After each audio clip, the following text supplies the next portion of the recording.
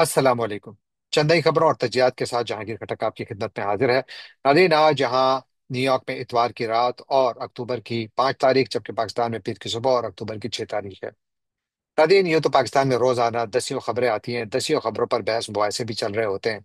लेकिन तीन खबरें बहुत अहम हैं जिन पर बात अगर कम हो रही है तो ज्यादा होनी चाहिए। एक तो आज जो ये खबर पाकिस्तानी अखबारात में शाया हुई है और फिर उसके बाद दुनिया भर के अखबारात में शायद सुर्खियों में, और वो ये कि IMF ने पाकिस्तान से क्लैरिफिकेशन मांगी है कि उनका जो डेटा है, जो पाकिस्तान का जो ट्रेड डेटा है, उसमें कोई $11 अरब की गलतियां हैं, डिस्क्रिपेंसीज हैं। दूसरा, पाकिस्तान की हवाले से वो खबर जो कि फाइनेंशियल टाइम्स ने छापी, कि पाकिस्तान ने अमेरिका को ये ऑफर किया है कि वो प्राइवेट सेक्टर अमेरिका का पसनी का जो हार्बर है, यानी जो पसनी में बंदरगाह है, उसको डेवलप करे। इस पर बड़ी बहस हुई, कल मैंने भी इस पर बहस की थी, क्योंकि ये एक बहुत ही ज्यादा संजीदा और बहुत ज्यादा इंपॉर्टेंट टॉपिक है। अब तक पाकिस्तान की हुकूमत की जाने से बाकायदा कोई रिएक्शन नहीं आया। हम आज ISPR के जो डायरेक्टर जनरल हैं, आ, उनके हवाले से खबर जरूर सामने आई है कि वो बुनियादी तौर पर वो इसको डिनाई नहीं कर रहे, लेकिन वो कह रहे हैं ये एक्सप्लोरेटरी बातचीत है। लेकिन बड़ा सवाल यह है कि पाकिस्तान बड़ी ताकतों के दरमियान इस वक्त जो जिस तरीके से ताल्लुकात हैं, इनको किस तरीके से बैलेंस कर रहा है, क्या कर पाएगा। इस पे भी थोड़ी देर जिक्र करेंगे कि क्या चाइना में पाकिस्तान की जानिब से जो रिपोर्टेड ऑफर है, इस पर किस किस्म के ख्यालात पाए जाते हैं।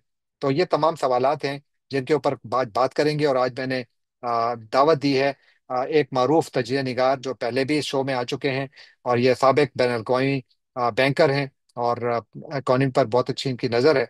और साथ जो पॉलिटिकल एनालिस्ट भी हैं, इनकी तहरीरें आपको पाकिस्तानी, अमरीकी और दुनिया भर के मीडिया में नजर आएंगी।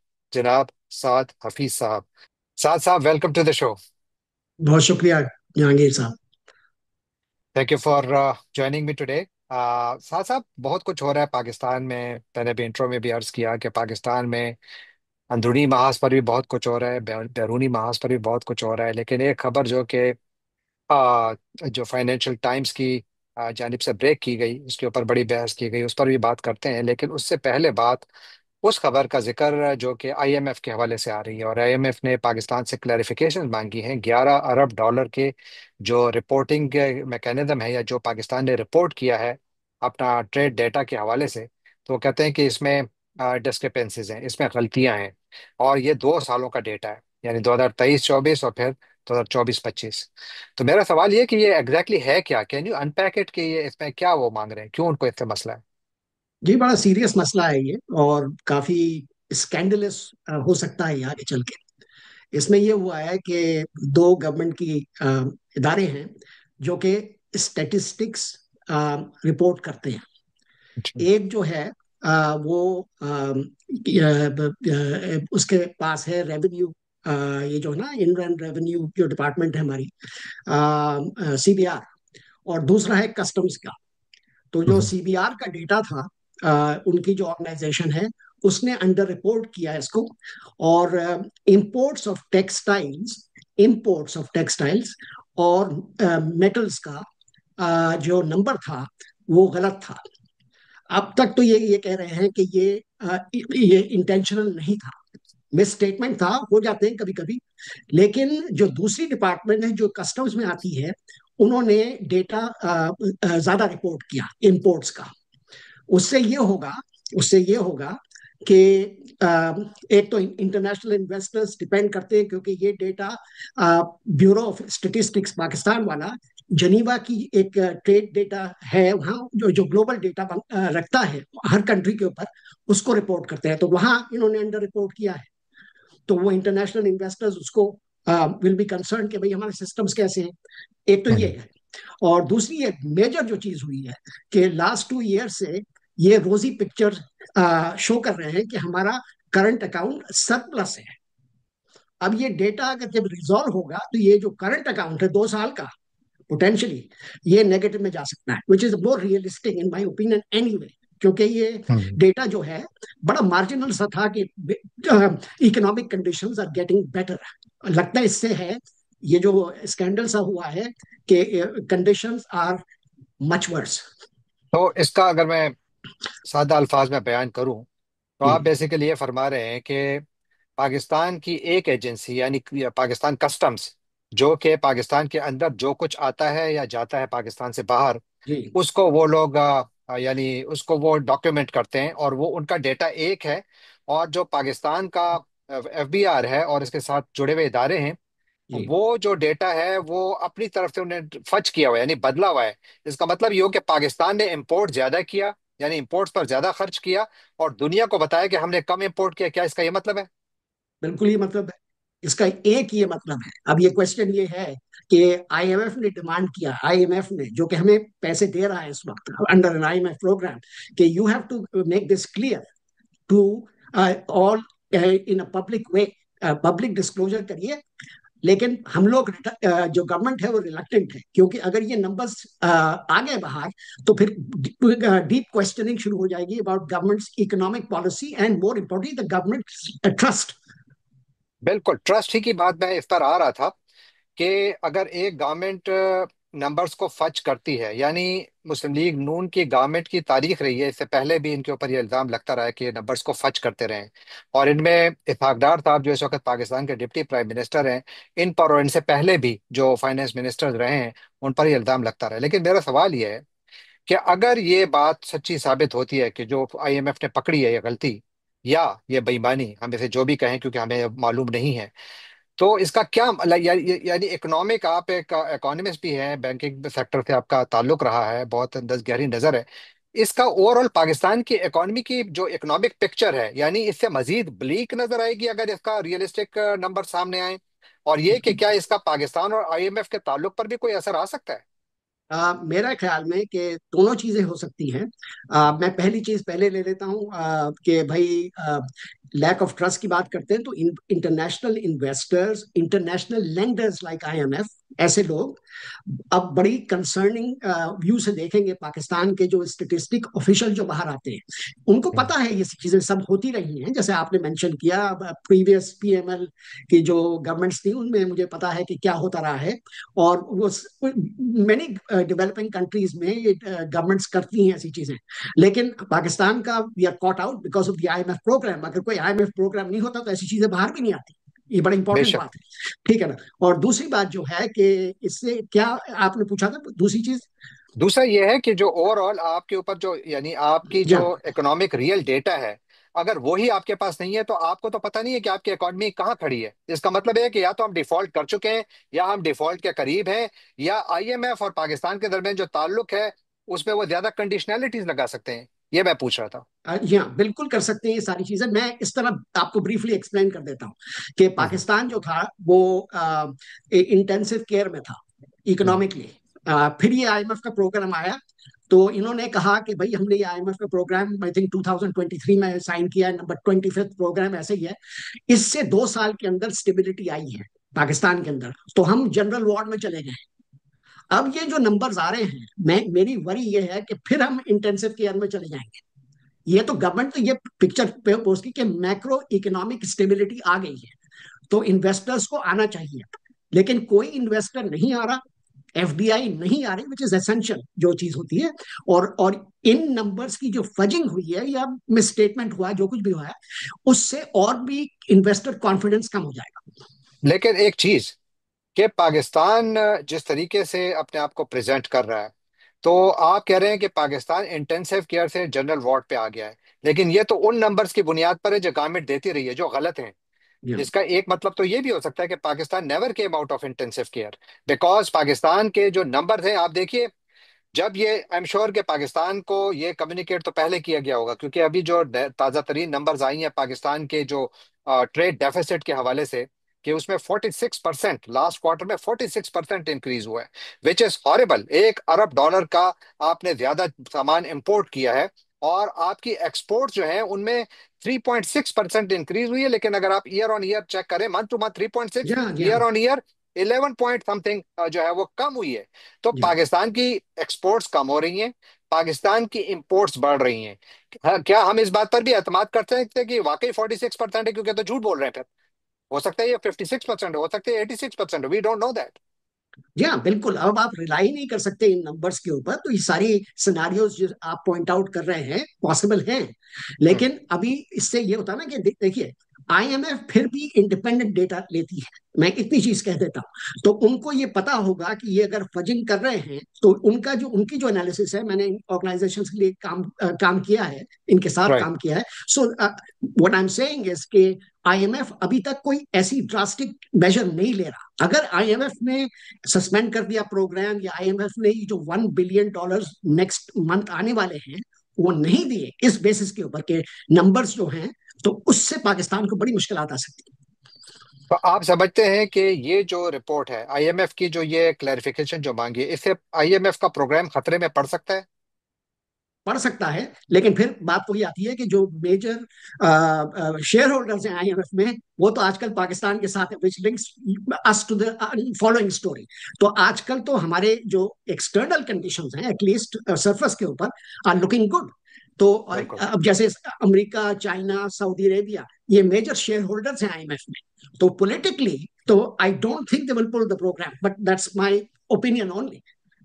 राइट। और ये इसका कुछ पता नहीं लगता, क्योंकि पाकिस्तान के अगर नंबर्स का ये हाल हो तो इसीलिए तो आप देखें, प्रॉक्टर एंड गैम्बल पाकिस्तान को छोड़ के जी। चली गई, शेल चली या गई, या टोटल चली गई, इलाई लिली चली गई, पता नहीं कितनी सारी कंपनियां, करीर या चली गई, कितनी सारी कंपनियां पाकिस्तान को छोड़ के चली गई। और इससे ज्यादा बड़ी बदएतमादी किसी भी इकोनॉमी पर या उसकी पॉलिसीज पर क्या हो सकती है? कितनी सारी कंपनीज जो इंटरनेशनल रेपुटेशन वाली या है, और जैसे आपने कहा कि ये इंटरनेशनल इन्वेस्टर्स इन्हीं चीजों को देखते हैं कि हमारा सरमाया कितना महफूज है, और ये कि पॉलिसीज में कंसिस्टेंसी है, और ये कि जो रिपोर्ट किया जा रहा है उसमें ट्रांसपेरेंसी है। ये सब कुछ पाकिस्तान में लैक करता है।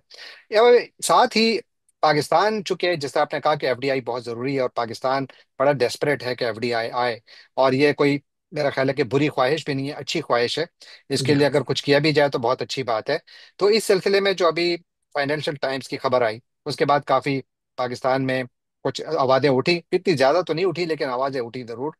सवालात उठाए गए जिनमें मैं भी शामिल हूं, मैंने भी सवाल उठाया था, कल के शो में अपने उठाया था। जी हाँ। जी हाँ। और आज फिर कुछ मीडिया में रिपोर्ट हुआ कि पाकिस्तान की आईएसपीआर के जो डीजी हैं, उन्होंने आज लेफ्टिनेंट जनरल अहमद चौधरी, उन्होंने जो आज प्रेस कॉन्फ्रेंस या प्रेस टॉक की, प्रेस कॉन्फ्रेंस तो नहीं की, कोई 40 सहाफियों से वो मिले, और वहां पर उनसे कोई जो बयानात हैं वो एट्रीब्यूट किए गए। गर्चे खबर यह है कि उन्होंने तमाम जर्नलिस्ट को कहा था कि कोई भी खबर मुझसे मंसूब ना करना। पता नहीं क्यों, समझ नहीं आ रही क्यों। लेकिन वहां पर जो बात बताई गई तो उन्होंने उसको बेसिकली डिनाई नहीं किया, बल्कि उन्होंने कहा कि ये तो एक ख्याल है, एक्सप्लोरेटरी है, इस किस्म की बातें की जा रही हैं। मेरा सवाल ये है कि इस एक्सप्लोरेशन की जरूरत क्यों पड़ी? क्या पाकिस्तान के पास सिर्फ अपने जो स्ट्रेटेजिक एसेट्स हैं, यानी पाकिस्तान की पोर्ट्स हैं, ये पाकिस्तान के स्ट्रेटेजिक एसेट्स हैं, और फिर एक ऐसे रीजन में जो इंतहाई सेंसिटिव है, वहां पर अगर आप अमेरिका को दे रहे हैं ये, तो अगर चीन और दूसरे ममालिक को आप ऑन बोर्ड करके लें तो फिर शायद, मेरा ख्याल है कि कोई बुरा मुदायका भी नहीं होगा। लेकिन क्या ये ममालिक इसके लिए तैयार होंगे? इससे क्या, आप क्या कहते हैं इसके बारे में? ये डिपेंड करता है कि इसकी कितनी प्रेपरेशन की गई। ये सरप्राइजिंग नहीं है, क्योंकि जो हमारी जो कोस्ट है काफी रिच है, उसके अंदर ये है कि कभी एक्सप्लोर भी नहीं हुई। तो अब ये लोग ये कह रहे हैं कि ये पसनी का जो ऑफर है, सिर्फ ऑफर है, ये कोई मिलिट्री बेस का ऑफर नहीं है। ये सिंपली, मैं आईएसपीआर की बात नहीं कर रहा, मैं कह जो मैंने अभी इंफॉर्मेशन देखी है, तो वो ये कह रहे हैं कि ये एक पोर्ट बनेगा वहाँ, उसकी रेल लिंक्स होंगी to Reko Diq and other places, जो कि प्रेशस मेटल्स की जगह है, जो अमेरिका अब एक्सपोर्ट हो रही है पाकिस्तान से, छोटा छोटा मोटा हो रहा है। तो अमेरिकन को इन्वेस्ट करने के लिए ऑफर दी है उन्होंने, सिर्फ उनकी सेंसिटिव पोर्ट्स की ऑफर इस तरह नहीं दी कि उनको कोई नेवल बेस दे रहे हैं या ऐसी कोई चीज है। तो मैंने फिर चाइनीज मीडिया में जाके देखा कि भाई वहां का रिएक्शन हुई है। तो हम्म। जनरली अब तक जो रिएक्शन हुई है चाइनीज मीडिया में, वो ये है कि हमारी जो रिलेशनशिप है वो आयन क्लैड है, वो उसमें कोई चेंज नहीं आई। Pakistan should invite foreign investments, हम लोग वॉच कर रहे हैं सिचुएशन को, लेकिन ऐसी अभी हमें कोई अलार्म बेल्स नहीं रिंग हो रही जो कि हमें वरी कर रही बहुत अच्छी बात है। लेकिन साथ ईरान भी है, है। या चाबहार ईरान बिल्कुल साथ साथ हैं। उस बिल्कुल। तरफ अफगानिस्तान है। और फिर सबसे बढ़कर बात यह कि पाकिस्तान एटम बम तो बना सकता है, मट्टी से सोना नहीं पैदा कर सकता। ये या क्या मानने वाली बात है? जी हाँ, अब ये तो बड़ा ही इंटरेस्टिंग है कि हमारी 75 ईयर हिस्ट्री के अंदर हम एनर्जी और ये जो मिनरल्स हैं इनकी डेवलपमेंट तो कुछ भी नहीं कर पाए, और एटम बम हमने बना लिया। अगर उसी तरह की आपको तो पता है कि जब एटम बना था तो all the stakeholders were on board, समझे जी। और ये ZAB के बाद फिर जियाउल हक ने और कंटिन्यू किया, और अब तक ये कंटिन्यू हो रहा है। तो एक कंसिस्टेंट प्रोग्राम है। अगर यही कंसिस्टेंट प्रोग्राम अपनी इकोनॉमी के ऊपर भी रखते फ्रॉम डे वन, तो आजकल के हालात नहीं होते। तो मेरा बिल्कुल। पॉइंट, हाँ, तो हम्म। मेरा मेरा पॉइंट ये है कि अनफॉर्चुनेटली जिस जगह हम खड़े हैं इकोनॉमिकली, ये जो सारी चीजें हैं, पाक ये जो सऊदी अरब का पैक्ट जो हुआ है, सऊदी अरब पाक पैक्ट, जो कुछ आप कहना चाहें, और ये जो अमेरिका जाके लाइक अ सेल्समैन मेटल्स बेच रहे हैं, इस तरह की चीजें, ये डेस्परेशन का साइन है, डेफिनेटली। अच्छा, आप दूसरी तरफ आप देख लें कि अवाम के जो मुतालबात हैं वो बढ़ते चले जा रहे हैं। और आपने देखा अभी रिसेंटली जो कश्मीर में हुआ, तो बिल्कुल। यही चीज ये वरी करते हैं कि मेनलैंड में हो गया तो फिर तो ये बचेंगे नहीं। Essentially, I have to say that because it's an important problem.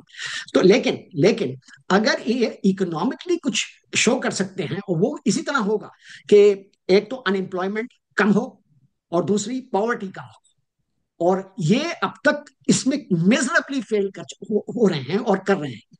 और बिल्कुल। और आप एक्सपेक्टेशन भी ये है कि इसी तरह चलता जाएगा, कि they will not be able to improve things. तो जब तक 2027 आएगा, जब ये चीफ साहब की रिटायरमेंट हो गई, तो जब तक ये अगर ये कंडीशंस चेंज नहीं हुई, तो यू नो तो विल हैव टू सी कि क्या होता है पाकिस्तान में। लेकिन एक चीज है साथ साथ के देखिए, पाकिस्तान में इकोनॉमिक फ्रंट पर यानी हर किस्म की कोशिशें हुई, लेकिन कोशिशें जो है उसमें आपको अस्करियत जो अस्करी जो इदारों का किरदार है वो नजर आ रहा है। अस्करी इदारों का किरदार इकोनॉमी में होना चाहिए ना होना चाहिए एक अलहदा बहस है। मैं उनके आउटकम्स पर बात करना चाहता हूँ। आप देखिए कि SIFC बनाई गई, फिर कहा गया कि जी वो 5-6 नहरें बनाएंगे, फिर हम ग्रीन पाकिस्तान वो एग्रीकल्चर की तरफ चले गए, फिर पता लगा कि ये तो जो प्रोग्राम था वो बनाया ही बिल्कुल उसकी फाउंडेशन ही गलत थी, क्योंकि वो कहते हैं कि हम तो फ्लड की ओवरफ्लो को जो है इन जमीनों पर ले जाएंगे। वो उस प्रोग्राम का पता ही नहीं लगे कहाँ गया, कितना पैसा लगा ये भी पता नहीं लगा क्योंकि ऑडिट नहीं हुआ। उसके बाद जितनी भी हमारी इकोनॉमी है, आप की बहुत अच्छी नजर है इस पर। ये फरमाइए कि पाकिस्तान की इकोनॉमी तो एक जमाने में मैन्युफैक्चरिंग इकोनॉमी थी। अब ये इकॉनमी जो है ये इसकी ग्रोथ जो है वो दो चीजों पर बेस्ड है। एक डेट यानी कर्जे लेकर, और दूसरा कंज्यूमरिज्म यानी बाहर से चीजें मंगवाओ। ये 1-1 अरब डॉलर के आप अय्याशियां करें जो कि आप नहीं अफोर्ड कर सकते। तो इस सूरत में आप क्या समझते हैं कि ये एक रियलिस्टिक रास्ता है कि आपकी इंडस्ट्री बंद हो रही है, खुराक की आपके यहाँ कमी है, पानी की आपके यहाँ कमी है, पॉलिटिकल क्राइसिस जिन पे अभी मैं बात करना चाहूंगा कि वो वहां पर एग्रेवेट हो रहे हैं, और ओवरऑल जो एक हमारी जो लॉ एंड ऑर्डर की सिचुएशन है वो वर्स्ट है, वर्स्ट। दो सूबों में तो बहुत ही बुरे हालात हैं, खैबर पख्तूनख्वा और बलूचिस्तान। तो इस सूरत हाल में कहाँ से इकॉनमी ग्रो करेगी? जी हाँ, और कंडीशन बहुत ही खराब हैं, और कंडीशन खराब होती जा रही हैं। लेकिन मैं ये कहूंगा कि ये तो पाकिस्तान की हिस्ट्री में पहले भी हुआ है। अब जरा मुश्किल लग रहा है और भी, क्योंकि ये जो 22 में फ्लड्स आए, फिर 25 में फ्लड्स आए, और अब के जो फ्लड्स आए हैं उसका इम्पैक्ट अभी इन्होंने असेसमेंट किया भी नहीं है। ग्रोथ नंबर्स थे आई थिंक कि उससे पहले मैंने कुछ नंबर्स देखे थे, 4% समथिंग लाइक दैट, बड़े ऑप्टिमिस्टिक थे। अब तो जो नंबर्स आ रहे हैं वो तो बिलो द पॉपुलेशन इंक्रीज जो हो रही है पाकिस्तान के अंदर उससे कम है। That means more and more poor people will come in, more and more people will और वो बिलो लोग पॉवर्टी लाइन। इस इकोनॉमी में आएंगे, उनके लिए जॉब्स नहीं है। भाई देखिए जहांगीर साहब, इकोनॉमी उसी तरह थ्राइव करती है जब इंडस्ट्री के अंदर इन्वेस्टमेंट हो। इंडस्ट्री के अंदर तो इन्वेस्टमेंट हो ही नहीं रही। कुछ सेक्टर्स में हो रही है, एनर्जी एनर्जी के इन सेक्टर्स के अंदर, but they do not create mass employment. आपको ऐसी इंडस्ट्रीज के अंदर इन्वेस्टमेंट चाहिए जो कि फिजिबल भी हो, एक्सपोर्ट ड्रिवन भी हो, और उसके साथ साथ एम्प्लॉयमेंट भी क्रिएट करें। वो नहीं हो रहा। वो नहीं हो रहा, और इसीलिए पाकिस्तानी पाकिस्तान छोड़कर जा रहे हैं। जी और हमारा ब्रेन ड्रेन बहुत बड़े पैमाने पर है। और इस वक्त यानी आज भी शहबाज शरीफ साहब मलेशिया पहुंचे हैं। वहाँ पर उनका बहुत अच्छा इस्तकबाल भी हुआ है। लेकिन सवाल यह है कि मलेशिया के साथ भी पाकिस्तान के जो इकोनॉमिक रिलेशन है, कोई 1.5 अरब डॉलर की तिजारत है, यकीनन इसको बढ़ाया भी जा सकता है। तो ये एक अच्छी एफर्ट, हमें कहना चाहिए कि अच्छी एफर्ट है। लेकिन सवाल यह है कि पाकिस्तान के पास चॉइसेस क्या हैं, यानी क्या आपकी जो ग्रोथ का जो पैथ है या जो रास्ता आपने अपनाया है कि कंज्यूमरिज्म के तहत या मजीद कर्जे लेकर और अरब रुपए रोजाना कर्ज लिया जा रहा है, इसके साथ किस तरीके से आप इस इकोनॉमी को आगे बढ़ावा दे सकते हैं? क्योंकि नंबर्स भी आपके गलत हैं, आप झूठ बोलते हैं, इंटरनेशनल इदारे आप पर एतमाद नहीं कर रहे। जो जितने भी इन्वेस्टर्स हैं वो भी जाहिर है कि इन्हीं नंबर्स को देखेंगे। तो पाकिस्तान के पास अब रास्ता क्या है, यानी पाकिस्तान को वो क्या करना होगा कि जिसके जरिए पाकिस्तान में वो कंडीशंस पैदा हों कि जहां पर आप कह रहे हैं कि यानी इकोनॉमिक नंबर्स बेहतर हो, जॉब ग्रोथ हो, इकोनॉमी की ओवरऑल ग्रोथ हो, क्या करना चाहिए पाकिस्तान को? भाई, पाकिस्तान के पास करने को तो बहुत सी चीजें हैं, लेकिन कैन पाकिस्तान डू दैट? जो इस तरह की जो सिचुएशन है, एक सेविंग ग्रेस है इसकी कि हमारे लोग जो बाहर जाते हैं वो रिमिटेंसेस भेजते हैं। रिमिटेंसेस ने हमें फ्लोट रखा हुआ है। और नेक्स्ट ईयर, इस year 25 26 $43 billion in remittance expected है। और उसमें इंक्रीज भी है, 8-9% इंक्रीज है, क्योंकि जहां ये लोग गए हैं वहां इकोनॉमिक कंडीशन जरा बेहतर हुई है, तो वो पैसे और ज्यादा भेज रहे हैं। और प्लस ये फ्लड्स भी आए हैं तो उनकी फैमिलीज अफेक्टेड हैं, सो ऑन सो फोर्थ। तो वो तो एक सिल्वर लाइनिंग है। इकोनॉमिक पॉलिसी तो जहांगीर साहब इसी तरह चल सकती है कि एक 15-20 साल की एक प्लान हो, जैसे मनमोहन सिंह ने किया था इंडिया के अंदर, कि ओपन की थी लेकिन दे हैव प्रोजेक्टेड आउट। और यहाँ ये नहीं होता कि भाई आप मनमोहन सिंह गए तो मोदी साहब ने आकर उस सबको टेम्पर करके वो कर दिया। हमारे यहाँ तो ये बहुत हुआ है ना, एक्सपेरिमेंटेशन बीच में, from Bhutto's nationalization to where we are today. तो वो राइट। एक कंसिस्टेंट पॉलिसी चाहिए। और मैंने वही कहा ना कि ऐसी पॉलिसी चाहिए जो इंडस्ट्रियल ग्रोथ भी हो और साथ साथ उसके साथ इन्वेस्टमेंट भी आए, वो भी। तो उसके लिए आपकी जो आपने इंट्रो में कहा कि उसके लिए सिक्योरिटी बड़ी इंपॉर्टेंट है। सिक्योरिटी एस्पेक्ट तो बहुत ही इंपॉर्टेंट है। और सिक्योरिटी जो सिनारियो है पाकिस्तान में, बुरा वर्स एंड वर्स होता जा रहा बेशक। And what about political instability, because है। अब उस पर आ जाते हैं, पाकिस्तान वो तो के फिर मेन लॉन्ग अपोजिशन डिबेट है। लीडर जेल में 73 जी साल हाँ। के हो गए, इमरान खान साहब। आज जी हाँ। उनकी सालगिरह भी थी, तो उनको सालगिरह जी भी हाँ। मुबारक को, आई एम नॉट श्योर हमें देनी चाहिए कि नहीं, क्योंकि एक शख्स बदतरीन रियासती जबर का इस वक्त शिकार है। जी हाँ, 73 हो गए हैं वो। अब ये तो कंसेंसस तो लगता है बिल्डअप नहीं हो रहा, क्योंकि आज जो ये ISPR की कॉन्फ्रेंस में उसको ही मैं रेफर करता हूँ। उन्होंने आज भी यही कहा, सुना है या रीडिंग जो आई है कि आप May 9 का कोई उसका जो केसेस हैं उसके कोई रियायत नहीं दी जाएगी। We will pursue those cases. और इन्हें अगर बात करनी है PTI को रेफर करके, ये सिर्फ गवर्नमेंट से बात करें, हमसे हम बात नहीं करेंगे इनसे। तो कंसेंसस कैसे इस तरह बिल्डअप होगा? आपको जब पॉलिटिकल रिकंसिलिएशन की जरूरत है, और वो तो लगता है नहीं हो रहा। और इमरान खान के बाहर आने का इस वक्त तो कोई मुझे कोई सिनारियो नजर नहीं आ रहा, अनलेस वो खुद अप्रोच करके कहें कि भाई आई एक्सेप्ट, कि भाई ये सो वो करेंगे नहीं। बिल्कुल। और एक लॉग जैम है, क्योंकि जाहिर है कि इमरान खान साहब की अपनी भी, मेरा ख्याल है काफी उनकी अपनी भी बहुत सारी गलतियां हैं। क्या? लेकिन यहाँ पर उनको जिन केसेस में अंदर किया गया है, तो उस पर तो इंटरनेशनल ऑर्गेनाइजेशंस भी उंगलियां उठा रही हैं कि ये किसी नॉर्मल मुल्क में इस तरह नहीं होता जैसा पाकिस्तान में किया जा रहा है।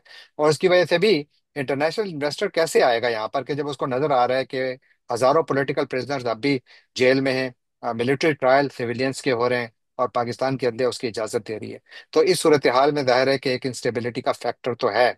लेकिन इसका वे आउट क्या यही होगा कि ये हाइब्रिड निजाम चल पाएगा? इसका क्या फ्यूचर है? हाइब्रिड निजाम का फ्यूचर लॉन्ग टर्म तो कोई नहीं है, हो ही नहीं सकता इतने बड़े मुल्क के अंदर, जो जहां इतनी यू नो प्रोविंसेस के अंदर इश्यूज हो बिटवीन प्रोविंसेस, और फिर पॉपुलर रिप्रेजेंटेशन ना हो। ये चल नहीं सकता इतने इतने बड़े। You have to have local government, you have, जैसे मैंने कई पहले पहले भी कहा है, you have to have strong local government, you have to have all these things जो कि आपको मॉडर्न वर्ल्ड के अंदर लेके आ जाए। वो नहीं हो रहा। तो ये तो एक मेकशिफ्ट निजाम है। जब प्रेशर ज्यादा बढ़ जाएगा, ये खुद ब खुद ही गायब हो जाएगा। लेकिन the thing of it is, whether it take 10 years और 15 years और 20 years, उसका जो डैमेज होगा पाकिस्तान को, इस तरह के इलीगल सेटअप को, और जो कि बहुत ही कम ममालिक हैं दुनिया के अंदर जो इस तरह के सिस्टम में चल रहे हैं, तो उसका इफेक्ट लॉन्ग टर्म और भी डिजास्टर्स हो सकता है। तो जितना जल्दी ये खत्म हो जाए उतना ही बेहतर है। अशराफिया को कंट्रोल करें। उनको बेसिकली ये नहीं हो सकता कि ये मुल्क 5 मिलियन या 10 मिलियन, 15-20 मिलियन लोगों के लिए बना है। 250 मिलियन लोग हैं इस कंट्री के अंदर, उनको सबको कुछ ना कुछ चाहिए, और वो स्टेट को डिलीवर करना पड़ेगा। इफ इट डजंट तो आपको पता ही क्या होता है फिर। हमने आजाद कश्मीर में देख लिया, एलीट ग्रैब के खिलाफ लोग खड़े हुए, जी हाँ, और बिल्कुल। वो ताकतवर जो कि उनके साथ बात करने के लिए तैयार नहीं थे, वो सारे के सारे, एक नहीं सारे, बैठे उनके साथ जी हाँ, और उनकी सारी बातें भी मानी। शायद पाकिस्तान में, आई एम नॉट श्योर कि ऐसा वाकया होगा कि जहां पर लोग ऐसे खड़े हों, जैसा कि नेपाल में हुआ, बांग्लादेश में हुआ, श्रीलंका में हुआ, और अब आजाद कश्मीर में हुआ। तो आई एम नॉट श्योर कि पाकिस्तान में ये होगा नहीं होगा, और वाकई उससे पाकिस्तान भी बदलेगा कि नहीं। बड़े सवालात हैं, इनके कोई जवाब नहीं है। लेकिन साथ साथ थैंक यू सो मच, आपने बहुत टाइम दिया आज, और इंशाल्लाह आपसे गुफ्तगू जारी रहेगी। नाज़रीन, आपने साद हफीज साहब की बातें सुनी, और ये वो बातें हैं जो कि हम सबके जहनों में हैं, और ये वो बातें हैं जिनके जवाबात हमारे पास नहीं हैं, और ये वो बातें हैं जिनके जवाबात हमेशा हुक्मरानों के पास होने चाहिए। पाकिस्तान के हुक्मरानों का ये हाल है कि आईएमएफ उनसे पूछ रहा है कि आपने अपने हिसाब किताब में बहुत बड़ी गलती की है, या आपसे कोई गलती हुई है, या कुछ छुपाया जा रहा है, हमें एक्सप्लेन करें। यह बड़े शर्म की बात है, क्योंकि यही वो बुनियाद है जिसकी बुनियाद पर दुनिया आपकी इकोनॉमी पर एतमाद करती है, और यही वो बात है जिस वजह से आपके एतमाद खो बैठते हैं। और जब वो एतमाद खो बैठते हैं, तो फिर इन्वेस्टमेंट, जिस तरह साहब साहब ने फरमाया कि इन्वेस्टमेंट बहुत जरूरी है, लेकिन वो ऐसे हालात में उसका आना काफी मुश्किल हो जाता है। जाने से पहले आपसे एक बार तो फिर दरखास्त कि आप हमारे चैनल को सब्सक्राइब कीजिए, लाइक कीजिए, शेयर कीजिए, कमेंट कीजिए, और बेल आइकॉन को क्लिक करना ना भूलिएगा। सर बहुत बहुत शुक्रिया। बहुत शुक्रिया अली थैंक यू साहब। So much, thank you.